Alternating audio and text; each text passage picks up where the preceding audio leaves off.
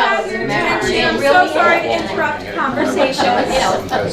I hate doing that. We're going to go ahead and get started this morning. And I wanted to introduce you all to George Wacker. He's an alum from the class of 2003. Did I get that right? Yeah. So George is the owner of Lehigh Valley with Love Media. He's one of our social media gurus, I like to say. So he's here to give you guys some basic information. He's going to do a short presentation, and then there will be plenty of time afterwards if anybody has some questions. He's here to answer all those, and hopefully you leave here knowing a little bit more about how to use social media. All right, George? Sure. All right, my goal today is to really answer any questions that you may have. So while I'm going to go through some of the more popular social media platforms, I really want you to stop me if you have something to ask me, or at the end we can go through a lot more stuff. And I'm going over the ones that, as a social media 101, or somebody who maybe doesn't use it that often or has a lot of questions about it, as opposed to a business owner or someone like that, or just someone who's using it casually or wants to learn more about it. That's what we're going over. So I'm going to kind of really be going over the surface of a lot of stuff. But if there's anything else you need to know, or if you have questions or something maybe you've heard other places, I'll be gladly able to help you. Just some background on me. My company works with organizations such as the Bethlehem Area School District. So if you see any of their Facebook or Twitter or Instagram, just us helping out. The Allentown Art Museum, we work with them. We work with a lot of different smaller companies, including bars, which is a lot of fun and maybe very different than the school district. So we're able to really run the gamut in terms of picking the audiences and really trying to share out the most interesting stuff. So with that being said, I'm going to go kind of into what we're going to be talking about, which are your big ones: Twitter, Facebook, Instagram. We'll talk about Snapchat. We'll talk about maybe some miscellaneous items, and then again, any questions that you may have. First, I want to talk about Twitter, because I feel like between Twitter and Facebook, these are your 1 and 2, maybe 1A, that sort of thing. Why are people using Twitter? Why is Twitter something that you might want to be involved in? Some of the reasons why people may use Twitter as opposed to Facebook. And remember, I'm not saying you have to use all of these, or even that you do. But some reasons that people use Twitter is far more conversational in terms of conversing with people who you may not know. Conversing with, for example, the Bethlehem Area School District, asking a question directly to them. For many now, it's a place where people find news. So what'll happen is they'll go on their Twitter app, or they'll go on their computer in the morning, and they'll be able to go through and look at their feed, and we'll talk a little bit about that. But look at their feed and see, okay, what are some of the important things I want to talk about today? What did Donald Trump say yesterday? Or, is there a school closing? Because now with the Bethlehem Area School District, unfortunately, when we signed up, we're number 1 on the snow list. So at 5:45 in the morning, we're getting that tweet out and that Facebook post out for people who are using Facebook and Twitter to really be able to be in real time, find out what's going on. That real time thing is important, because one of the fun things that Twitter is great with are things that are happening at that time. So you'll find a lot of people using Twitter, or what I like to do is, during a football game, or during a show that you might really enjoy, like, I don't know, The Walking Dead. I mean, it's popular now. People will tweet, during that, and they'll be, and I'll show you how you can kind of follow some of that. But they'll be doing stuff during a real-time event, and they could be a million miles away, they could be down the street, but you're still able to kind of converse, and I, find Twitter is a lot of fun for those real-time things that are going on. That can still be the same for if you're at homecoming at Moravian, for example, people on your feed, or people using the hashtag, Moravian homecoming, you can still kind of see what's going on in real time. What's also great about Twitter is, as opposed to Facebook, which we'll talk about, in Facebook, I hope you are, but most people, if you're friends with me, you can see what I am putting up. But like, if you're not friends with me, if we're not on the same friends list, you're not going to be able to see the pictures of my daughter and so forth, just because you want to kind of keep some of those things private. For the most part with Twitter, it's open. So, you don't have to be friends with, Twitter does allow you to make it private, but you'll find that a lot of people don't, just because the nature of Twitter as it is to make it accessible to everyone. So the superintendent of Bethlehem Area School District, his Twitter, anybody can see it. You can go in there and say, and look at anything that he posts. Obviously we want to make sure when you're the superintendent of a school district that you're tweeting appropriate things, and that's a whole other matter. But the point is that you're able to see all the things that he's putting out there. You're able to tweet at him. You may not get a response, but you're still able to do that. So Twitter is a little bit more open. It's a little bit more right now. And you can find things that are going on immediately. It's also a good place, and we're going to talk a little bit about the search function and hashtags. A good example that I use, we were on, my family was going on a vacation to Charleston.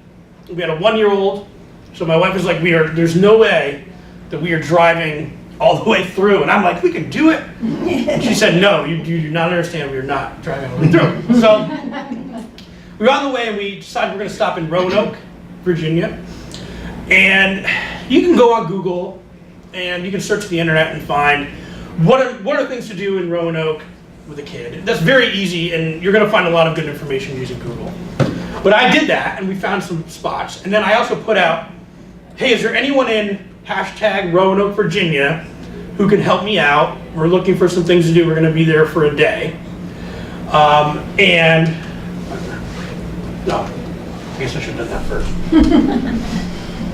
I know this is a little hard to see, so bear with me, but it doesn't matter whether you're in the app or on the web-based version.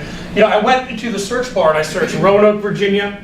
And then what happens is it brings up tweets about Roanoke, Virginia, what are people saying about it, but then it also brings up people who are involved with Roanoke, Virginia. For example, the Tourism Bureau there. So they popped up, and a couple other people who tweeted a lot. So I tweeted at them, and they said, what is there to do? Help me out. Within 10 minutes, I had 5 or 6 responses and suggestions. Now, it doesn't work everywhere you go, but in that instance, it was really helpful. And they said, hey, you may not have heard of this little museum, but we recommend you. It's off the beaten path. It's not something that you might find right away. So we were able to do that. So the search functionality in Twitter and then Instagram, when we get to that, is very important. One of the things, let me make sure you're on. I'm sure you've heard of hashtags. I don't know how familiar you are with them, but I'm going to kind of break it down how they work. Hashtag, and again, you might not be able to see it, but this says hashtag Lehigh Valley, all one word, all connected. The hashtag basically tells Twitter, I'm searching for this. So I could put in, Lehigh Valley, PA, spaced out, and it's going to bring in things that are relevant to Lehigh Valley, Pennsylvania. When I put in hashtag Lehigh Valley, I'm going to get back all of the tweets that have that in it. And it's the same for hashtag Moravian College, hashtag any of that. Now, the more prevalent a hashtag is used, so if you're searching hashtag The Walking Dead, as you're watching The Walking Dead, you're going to get thousands a minute, okay? Lehigh Valley, you're going to get less. Maybe there's going to be a couple hundred a day. Hashtag Moravian College, maybe even fewer, as you go closer to how many people are tweeting about that specific thing. However, using hashtags, you can even see, this is just a quick screenshot I took of when I logged into my company's Twitter. And they have down here, hashtag Lehigh Valley, hashtag Parkland SD for school district. Some of these aren't gonna, hashtag books. Well, that's, if you put in hashtag books, you're gonna find a million things. It's not really that, as true to what you're looking for. But if you're looking hashtag Allentown, it's most likely going to bring up news results from Allentown, things that are going on. A good one is, a good example I always use because it's fun is hashtag Music Fest. You're going to find news articles, you're going to find people who are down there, you're going to find some of the businesses down there trying to be like, hey, come to our tent. So something like that, where you're using a hashtag or a search in that aspect. If I search Music Fest as opposed to hashtag Music Fest, the only real difference is I'm going to get the hashtag, people who are using that specifically, but I'll probably still get that same tweet in there. So I don't want you to think of hashtags as something that's completely, totally necessary, but it does kind of narrow your search a little bit. So if you want to learn more about, hopefully when I'm on the alumni board and we are trying to make sure that we have more of a social presence, not just from the alumni board, but from people going to homecoming and events. So do search for like Moravian homecoming, that kind of hashtag, and you'll get more. So I have a question. Yeah. So who invents the hashtag name? Like, is that Twitter or that's you? That's you. I mean, That's here's that like, city? they put in my PSL, libraries transform, nobody's using that. I mean, that's why hashtags are somewhat interesting. You can have a hashtag that's 1 million words long, and no one's ever gonna use it. That's why like hashtag Music Fest makes sense, because people are gonna use it, it makes sense. Hashtag BASD Proud is one of the ones that the school district uses, which you might not think, okay, BASD Proud, I wouldn't normally come up with that on my own, but the fact that the school district said, we are creating this hashtag to put everything under one umbrella as kind of a marketing thing. So there's hashtags where, I'm sure Coca-Cola has some, or McDonald's, where it's more marketing based, whereas there's some that just are common sense. If I'm going to look up stuff at Muhlenberg, I'm going to look up hashtag Muhlenberg College. Like those kind of things make sense, and some of them are more marketing gimmicks. So just to piggyback on that question, so if you were to say hashtag Moravian homecoming, class of 75, or 75, Sure. would it be restricted to that? It would only be if somebody is using that hashtag. You got to think they're user generated. So in that instance, I would be more inclined to. I don't think you'd find much on Twitter in that. I mean, I would search it out, maybe Moravian class of whatever. 2018. But that's more of a Google search. Because you have to think, anything that you're searching on Twitter are tweets that someone else put up there. So you have to think, who else is tweeting about that specific class? And you have to worry, I don't want to use that word worry, but the thread, all the content that's in that thread that you then have. Yeah, I mean, just want to make sure that you're searching for something in Twitter, you have to think someone else had to have tweeted this out. So there's going to be 1 million people tweeting about homecoming, but are there going to be that many tweeting specifically about that class? I'd rather search for homecoming first and then maybe go through there to see if there's anybody I know, that type of thing. Does one last question, does it search for derivatives of the hashtag? That's a very good point. No. When you put in a hashtag, it's searching just for that hashtag. When you put in no hashtag, Lehigh Valley, PA, it will search for derivatives. So what that means is, when I'm searching just hashtag, it's only bringing in things that have that. When I search Lehigh Valley, it's going to bring in stuff that has Lehigh Valley in the name, but could say 1 million different things along with it. So, like for example, I don't have one in here, but if I search Lehigh Valley, it's whatever people are, it could be in a tweet, it could be in the title of the link that they shared. When it says hashtag Lehigh Valley, it has to be specifically that. That's why the hashtags exist, because I can tone it down to as specific as I want to, but I can also search Lehigh Valley pumpkin patches, all spaced, and it's going to give me a ton more results than hashtag Lehigh Valley pumpkin patches, because that has to be specific. So if you're worried about hashtags, then I would search more in Twitter the way that you would in Google. So Lehigh space Valley space pumpkin space patches. The hashtags are really for specific things, Music Fest, Allentown Fair, those Moravian homecoming, those types of things, where you can find 20 tweets compared to 150. It allows you to kind of narrow it down. Put that first. I'll remember that for next time. This is just some more examples of the hashtag for Lehigh Valley. There's the Allentown Symphony, which has join us for all this stuff, and they put Lehigh Valley in there because they want people to know, like if I'm searching for that hashtag, here's something going on in Lehigh Valley.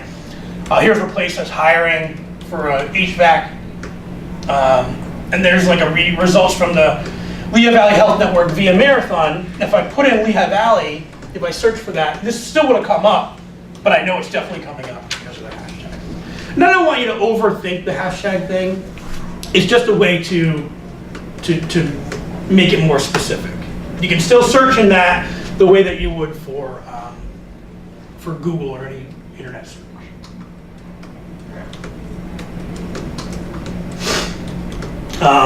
Moving on with Twitter. Twitter only now here's the thing. You can go on Twitter and not have anybody follow you. You can have 0 followers and you can still get a lot out of it. When you go in Twitter, when you open up the app or you make an account, it's going to ask you, what are you interested in? What do you want to follow? Now you can pick politics, movie, all sorts of celebrities, all sorts of fun stuff. It will also ask you, can we look at your contacts so that we can follow people in your book, in your contact book on your phone or on your computer who also have Twitter. It'll find them for you, and if you allow it, you have to tell it, allow it to do it, so you can search that. So if your brother's on there or something, it should bring it up. Twitter will also give you suggestions from time to time. If you look at here, here are some that it's like, just the way that I'm interacting and what I'm searching for is going to bring up some suggestions. And you can choose to follow them or not. You don't have to. Keep in mind, the more people you follow, the more that's going to be in your feed when you bring it up. And that's why search is good. So if you follow 10,000 people, when you open up Twitter, it's going to be like, wow, there's a lot going on. That's why you can do Lehigh Valley. And this would be in social media 102, but you can also make lists. Like for the Bethlehem Area School District, if you go to the Bethlehem Area School District's Twitter and then go down to lists, we had made lists that have just the schools and teachers. So you can actually follow that list, and it'll just be a list of Bethlehem Area School District schools that tweet. I mean, that's a little bit more advanced, but you're able to do that. It's all about organizing, what you're kind of trying to look for. So again, the searching thing is not, when they go through your phone to find stuff, they're not stealing your information, they're not doing that. They just want to find other accounts so that you find Twitter more interesting so that you use it more. But that being said, we want to make sure that when you do have any of these accounts, however you decide to secure your accounts or lock them down, make sure that your password is really unique and make sure that you have it somewhere that you can find it. I can't tell you how many times we work with small businesses, they have no idea what their password is for Twitter. And it's amazing. It's like I get it. Write it down, put it somewhere safe that you feel comfortable with, however you feel to do that. And then you can also go through security settings in Twitter to make sure, if you're ever feeling harassed, I don't see it often, but if you're ever in that position, you can block an account, so if there's an account that maybe you don't like or is tweeting at you for some reason, you can always block them and you'll never see them again. And they can never see you again. So you have that opportunity. We can always ask questions at the end too, but if there's anything else you want to ask about Twitter, you can ask now, or you can ask at the end. We're going to move into Facebook, which I think most people are familiar with. Facebook is still the biggest, it's the most widely used, and it's probably the easiest for anybody who's on the 101 or the beginning type platform to get involved with. The great thing about Facebook now, again, I'm not in the class of people who are that totally worried about Big Brother. That's all on you. There's a ton of security opportunities, and we're going to go through some of them.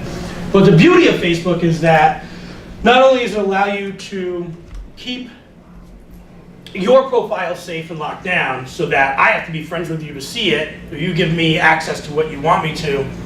But I can also then still communicate with people who aren't my friends via groups. So there's some good ones I recommend and don't recommend. There's one like in Bethlehem, it's called Complainers of Bethlehem. And I just posted on it this morning. Are you on that list? Oh yeah. So here's a group where we're not friends, okay? I mean, maybe I have friends in that group, but we don't all have to know each other.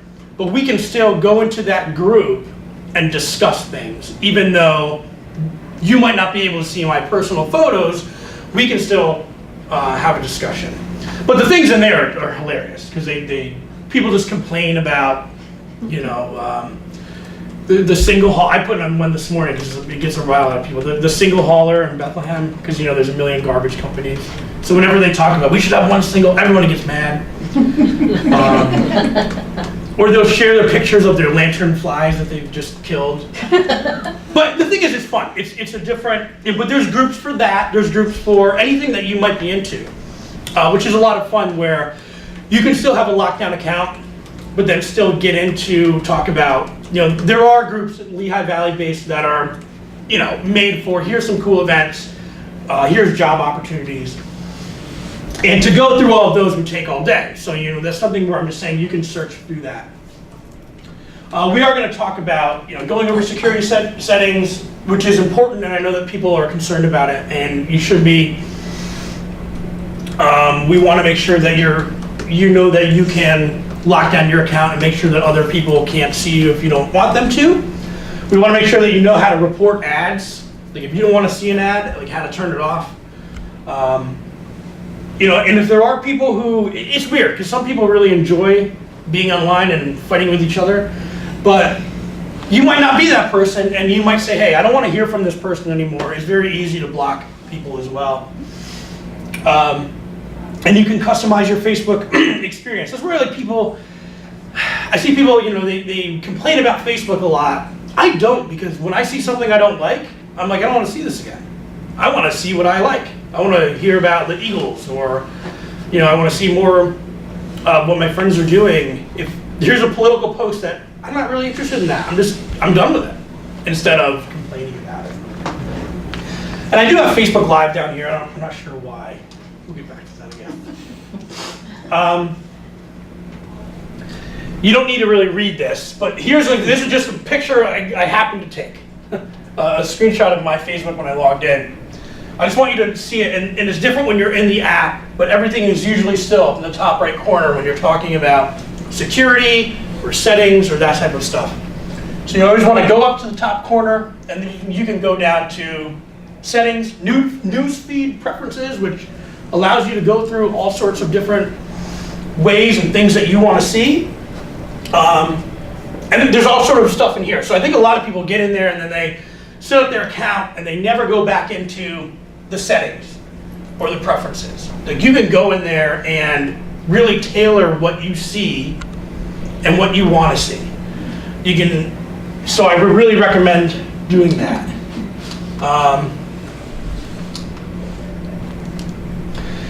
You probably shouldn't, whatever. So this is like my back end. When I go into settings, it tells me even where you're logged in on Facebook. So there's my phone and my computer. You can go in there and log out of everything. Like if you're logged in at home and you're on vacation and you're like, well, I don't want to be logged in at home anymore, you can go in here and log out of everywhere you are. You can change your password. You can do all sorts of things here where you can make sure that you're safe. There's privacy, timeline, and tag. Again, if we wanted to go through all this stuff, it would take forever. I just want to let you know that this is here for you to kind of go through and feel safer. Facebook, I know they get a bad rap, but what do they want you to do? They want you to use the app and the site so that you get ads and they're making money.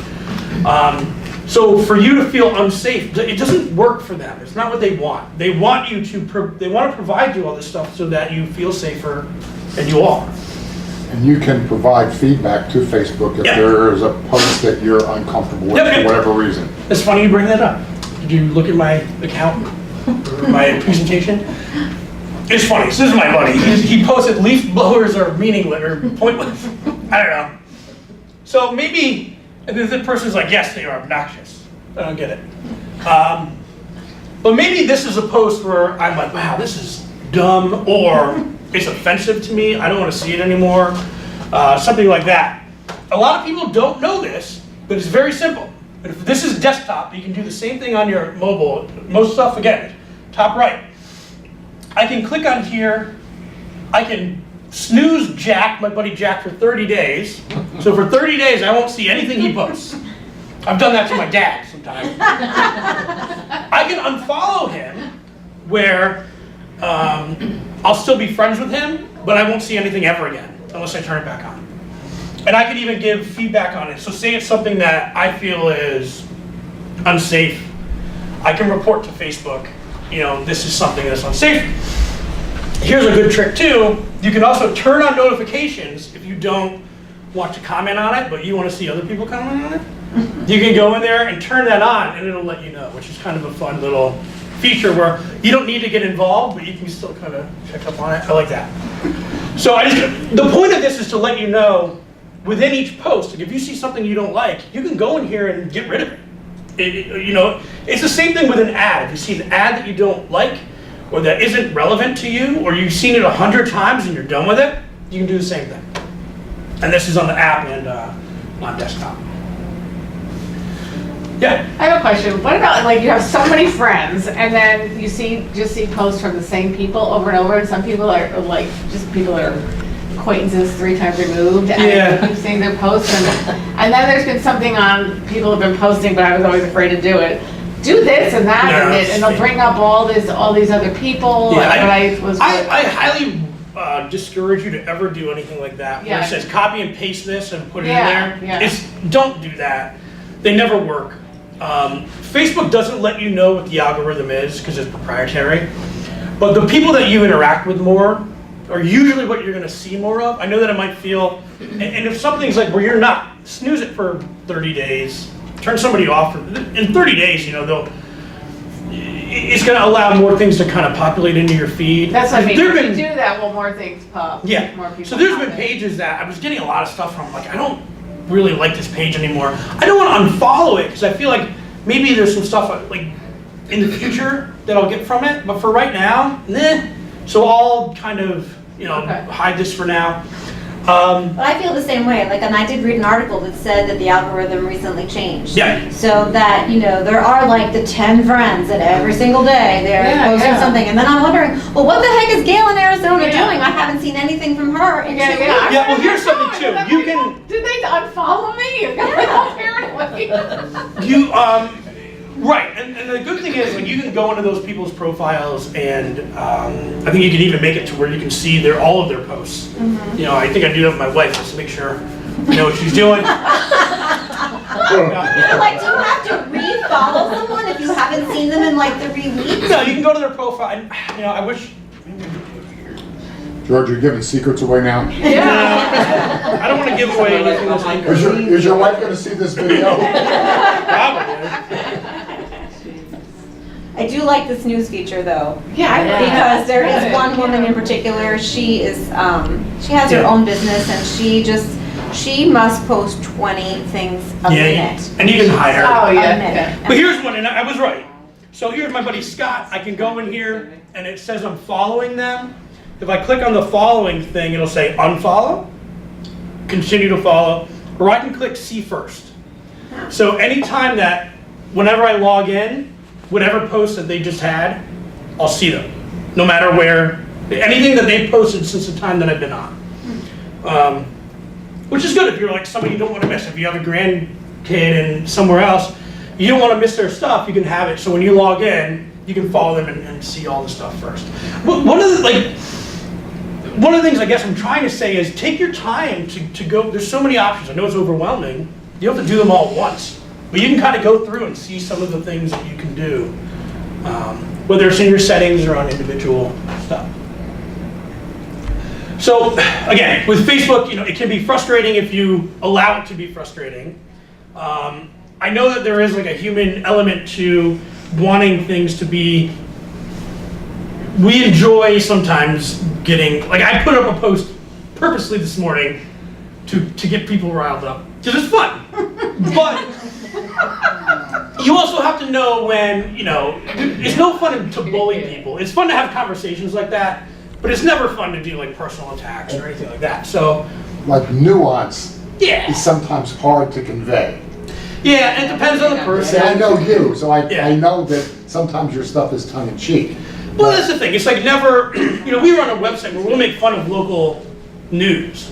Like we'll make fun of Martin Tower all the time just because it's big and it's there and it's easy to make fun of. But at the end of the day, we're doing it because we like living here. So it's kind of like I know my brother, I can make fun of him, right? I know my brother, the Lehigh Valley. But if you're from Scranton, you can't do that. So that's kind of where our humor is.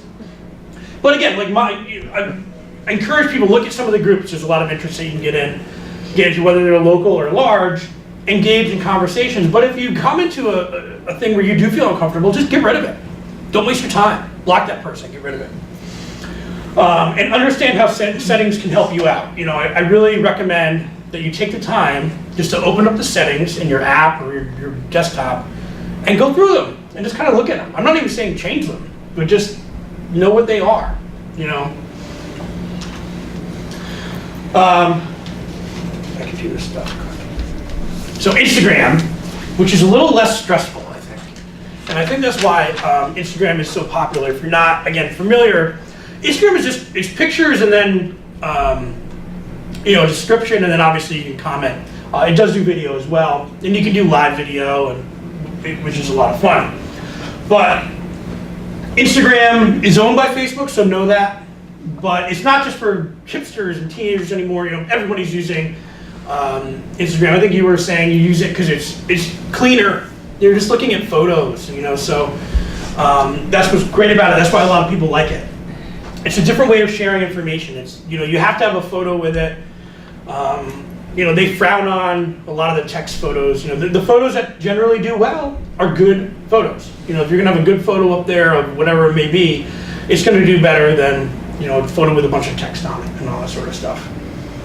Instagram is also great to explore your city, or I made that Roanoke thing. It is a great way to also follow hashtags that we talked about earlier. And I'll kind of give an example. This is a hashtag Lehigh Valley. This is going to change all the time, but this is just what's kind of going on right now. So I can follow this hashtag, and it'll come up in my feed, or I can search it and see all the great stuff that's going on locally. You can do this with anything. Bethlehem, Allentown. Obviously, the better the hashtag, the more pictures you're going to get. So if you search New York City, you get a bazillion. If you search Lehigh Valley in the fall in downtown Bethlehem, you're going to get nothing. So it's the same type of thing. You can also search in here. I didn't want to cut it off, but this is a search for Moravian College, not the hashtag, but the location. So, I'm sure you're familiar with the archives, comedian, tickets to a show they have coming up. And this is searching, so if I searched Moravian College, again, the location, you're allowed to do that, not necessarily the hashtag. You can also do that for, almost anywhere that you can think of. We work with Molly's restaurant on the south side. We'll search people who have checked into Molly's, and we'll take their photos with permission, and then we'll reshare them out and be like, look at all these people having fun at Molly's. So you can find a lot of great stuff just by searching that way. I don't know what she's doing, but the other ones are tasteful. That's why. But you get the point. So you can find places with it as well.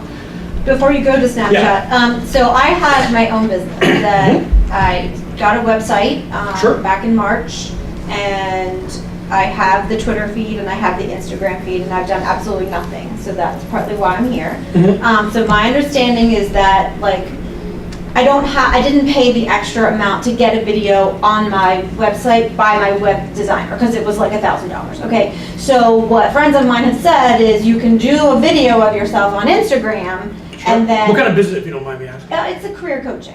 Okay, Like yeah. life and career coaching. So to drive them to the site. Sure. And we could talk about offline Sure. afterwards, but that's my understanding. Well, here's what I would do. Like if you're talking about career coaching, I would pick like one small topic that you can talk about and be like, hey, here's one thing you can do today to change your business. Right. One thing. It's only allows right now for 1 minute videos. They do have an Instagram TV thing that allows for longer videos, but again, that's like that's social media 103. But I would recommend if you want to do a video or something like that, keep it under a minute and be like, hey, here's one tip from us today that can change your business. Do it on Instagram, and the great thing about Instagram is you can connect to your Facebook, you can connect to your Twitter, so you can hit share and it goes out to all three. And that's what I need to learn how to do. You can do that you can do it right here, right now, what we just said. I mean, obviously it's better if you have an idea of what you're gonna talk about. Do that. The good thing about Snapchat is you don't need to worry about it. Here's the difference between, Snapchat used to be really neat because I would send you a picture and it would be gone. You could see it once and then it was gone. Or I would put up a video or a picture on my profile, but in 24 hours it would be gone, okay? Instagram and Facebook have both also implemented these features, so it's kind of meh. You can't really share anything outside, so if I send you a Snapchat, it's very difficult for me to then share that with other people on purpose. That's the point of it. This is why it's popular amongst, right now, high schoolers, and because there's a private communication between them. I'd like to think of it more as a messaging tool than social media. So Instagram has kind of overtaken Snapchat. Snapchat's not doing as well. I bring it up just because I know that people know of it, you've heard of it, but I don't think it's anything, unless you really want to get into it, that you need to worry about social media wise. Unless somebody says, that's the only way I communicate, which is weird. That would be the only way. It's just not, and it's not even really good for businesses that much anymore, because it's so much extra work. Whereas with Instagram, I can do that and share it everywhere. With Snapchat, I got to do it twice. So it can be difficult. So good, you don't have to worry about Snapchat. Some other ones we can just go through kind of quickly are Pinterest. Again, these are social media, but they're not so much, but they are. Pinterest is a great way, if you're not familiar, if you go in there and be like, I need some home design ideas. And it's going to bring up, it's great for weddings, because you can bring up a lot of different ideas and make a pin board. Just kind of think of it as a bulletin board. You can make multiple ones of them. Again, it's not so much social media anymore. It's really something that you can use personally to help yourself out. Google Plus, I don't even know why it exists. Really, honestly, it's not something that you really need to worry about or put any time into.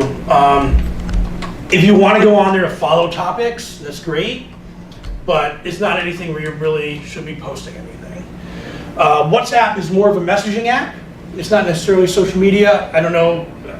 It's something that definitely a lot of younger people use. It's a messaging app where you can kind of send cross-platform. Again, it's not totally social media, but you might hear about it. It's more messaging. You're not posting stuff. You're messaging each other. Tumblr is a microblogging platform, which is, again, more popular in the fashion areas, or, again, not something necessarily where I think as people in your stage where you're going to be, or even where I am, you don't necessarily use it. YouTube is for videos. Again, it's social media. You can share stuff from YouTube. Reddit, if you're not familiar with Reddit, it's a great place to find. There's a Lehigh Valley subreddit. So Reddit, you go there, and basically people have submitted, here's web links, here's photos, and they upvote them or downvote them on popularity. So whenever you go into the website, reddit.com, you're going to find, here's the most popular thing right now, and then, it'll work its way down. So a lot of the stuff you find on Facebook will come from Reddit originally. I'm actually one of the moderators for the Lehigh Valley subreddit. So things that are interesting in Lehigh Valley, people will put into this subreddit. And again, this is probably all Greek to you, but it is something maybe to check out. And LinkedIn is a presentation on its own. I'm active on LinkedIn. I posted on LinkedIn this morning when I got here saying, hey, I'm presenting today. I mean, it looks good professionally. It's something that, depending on what industry you're in, for me, it's always good to say, hey, whether I'm here or I teach at Northampton Community College from time to time, you know, it's always a positive for me to let my peers know, hey, if you need me for this kind of thing, you see this is what I do, type of thing. But again, LinkedIn is more of it's social media, but it's professional. So it's a little bit different when we're talking one-on-one, but I still think it's viable and important. That shows up on my screen in my new car, LinkedIn. Does it? Yeah. That's weird. I wondered why it'd be like, don't LinkedIn and drive. Yeah. I didn't know what it meant. Now I know. But yeah, it's professional. So anybody that you connect with on LinkedIn, you know, we're talking as professional peers rather than, I'm not sharing pictures of my dog and my kid on there. I'm doing a presentation this morning. You know, you got to think of it that way. Or here's my resume, that type of stuff. So LinkedIn is still very important in the professional aspect, but I kind of steered away from Facebook or Twitter because you don't want to share your personal stuff on there so much. So I think I ended almost perfectly, so I have more than enough time if you have questions. I know I kind of rattled through that, but go ahead. Speaking of LinkedIn, are there, and any of them, are there resources that we can go to find, like, somebody said years ago, you gotta put yourself on LinkedIn. Like, okay, I put myself on and I've done nothing with it. Well, now I'm getting close to looking for a new career and I do want to utilize it. Is there somewhere I can go that will tell me how to, like, aside from you? Yeah, well, I mean, Google, I'll you give know, you if my you, card and afterwards we'll connect. yeah, Okay. honestly, Google is still a great resource if you know what to search. So if you search, how do I use LinkedIn as a beginner? You're gonna find good resources, I think, from reputable places. You know, you'll know right away when you click on that link, there's a website, look, you know, they're giving you quality stuff. Are they not trying to sell you something? Right. You know, there's a lot of good tutorials. I use Google constantly. When we're doing like video edits, you know, I wasn't trained classically in college on video, so I'll still find stuff and I'm like, I don't know how to do this. Search on Google. How do I make so-and-so make this change on Final Cut Pro?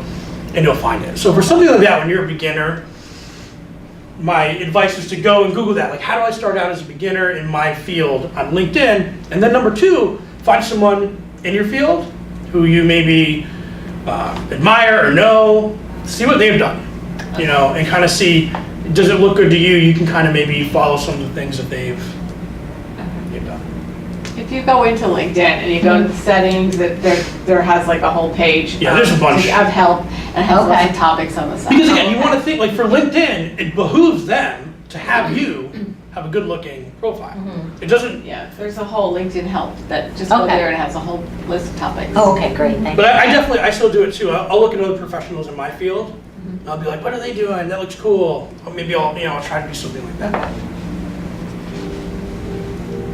I know it's a lot to take in, but I did try to like go over it as I think that if you take away anything, is to go into your settings in your profile, in your Facebook, your Instagram, and your Twitter. I think we get on these apps and we're like, whoa, you know, there's so much to look at.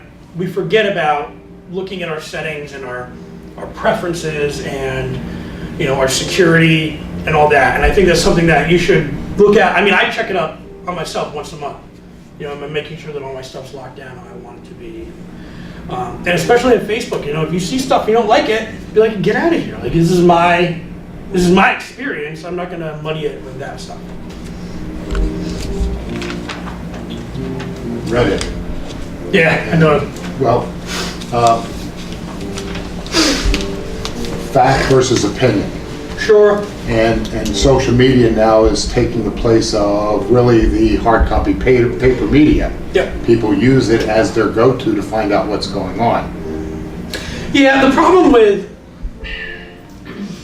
that is people, if I say I'm a Trump supporter, which I'm not, but say I'm more inclined, like if there's an article that comes across that feeds to my belief, I'm gonna be like, oh, this is true, you know?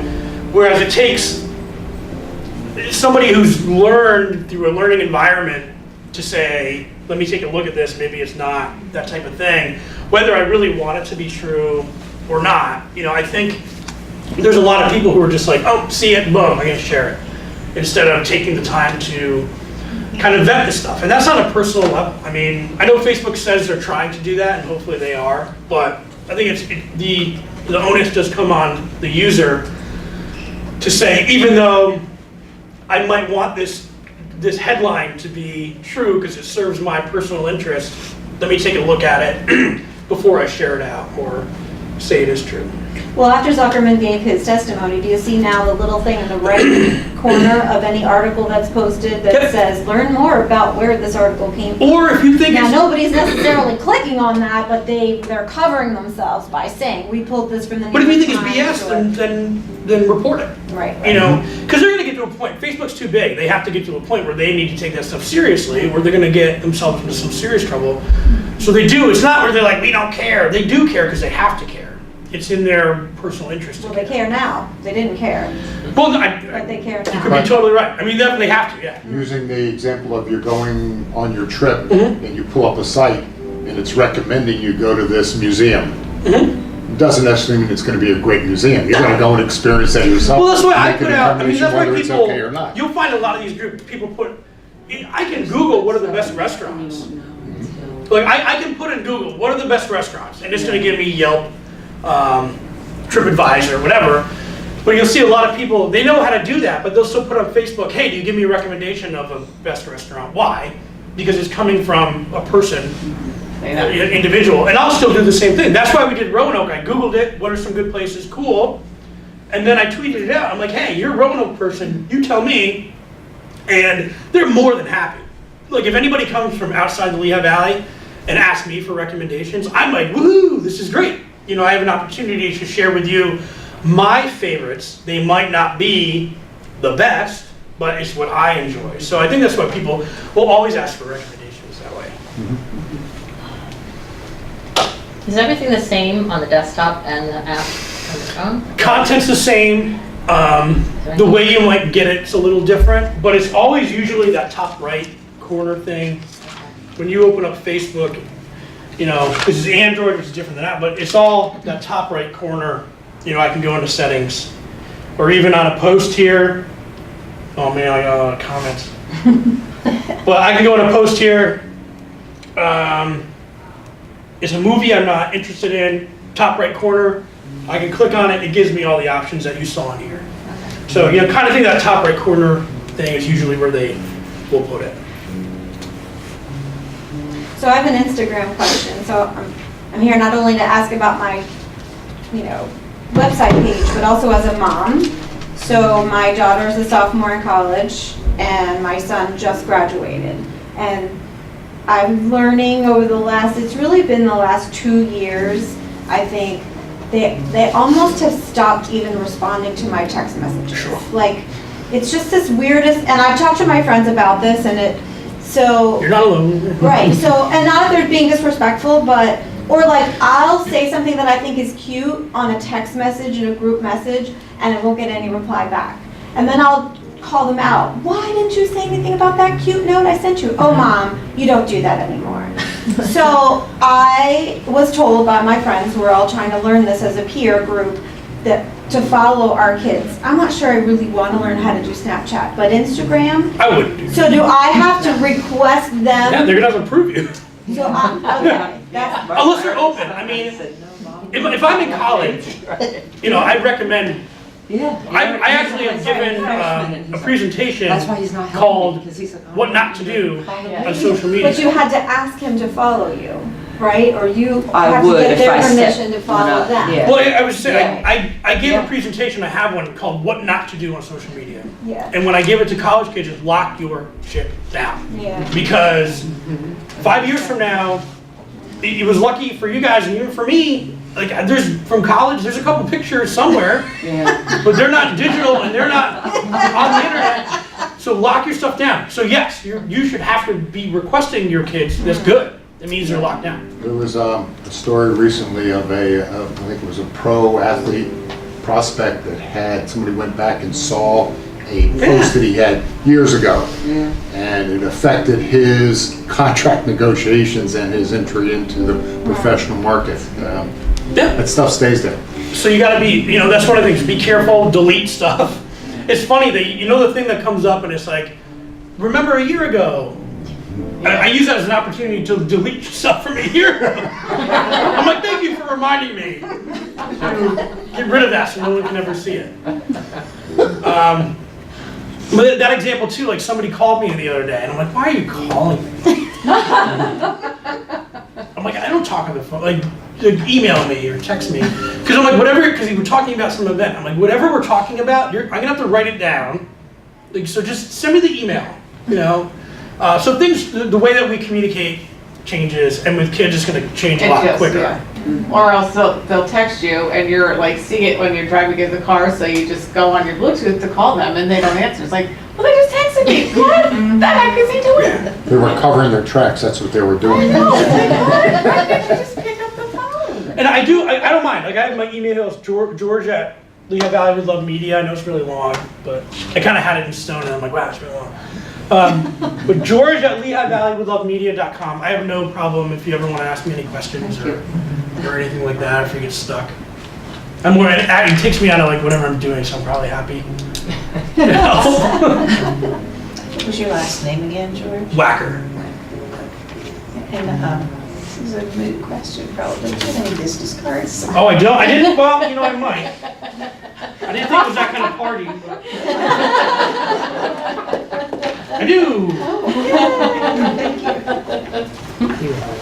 Thank you so much. As George mentioned earlier that he is a member of our alumni Yeah, if you board. want- I think George is a vice president of our alumni board. Yeah, I got elected. No, well, I didn't get not elected. Just want to say how fortunate we are to have a resource like George as a member of our alumni board, and I thank you for this today, George. Great. No, it's fun. And again, I don't mind. Like, honestly, if you have any questions or what have you, I'm more than happy to help out. So thanks, George. Feel free to stick around if you have any questions to ask him offline. There's still plenty of coffee and snacks and everything, so feel free to grab a plate of something if you would like. On the corner of this table over here, there's these blue sheets. This lists all of our upcoming Return and Learn events. We have about one a month this year, so we're super excited about that. Our next one, George is actually coming back to talk about some local ghost stories. That's going to be on October 31st. We're going to be down on South Campus for that one. So make sure you check your email, check the website, and all of that information will be listed of what's coming up. That's going to be a spectacular evening. Can you wear a costume? Sure. You can. But thanks everybody for coming out today. Thank We you. really Thank appreciate it. you.